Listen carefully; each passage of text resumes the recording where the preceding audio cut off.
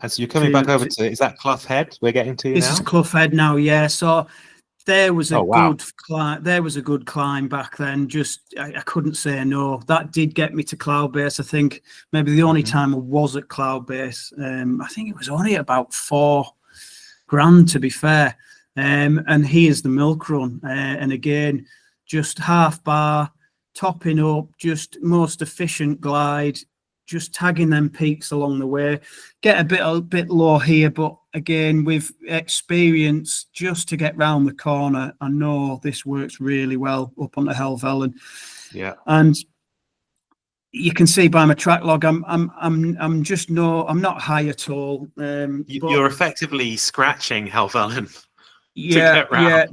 There's no time at all. I've spent sort of wasted. I did a few turns here, just to progress to get me round onto the face of Helvellyn. But yeah, there's no time to waste. I don't want to be bothering to go right up to cloudbase when I don't need to particularly. Here I get a nice climb because I've decided I'm going to fly and get steel fell. So I know there's another lad that did this. So you've taken a climb off Seat Sandal, I think that is. I've taken a climb off Seat Sandal to get me over high enough for an out and return, a quick jib forward.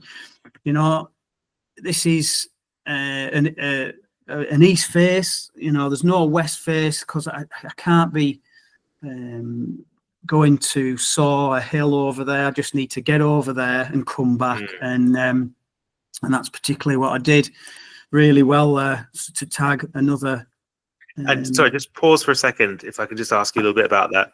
So you've in your route planning, it may not be obvious to people who don't know the Lake District looking at this because it's quite zoomed in, but because on day one you've already tagged all of that Langdale bit.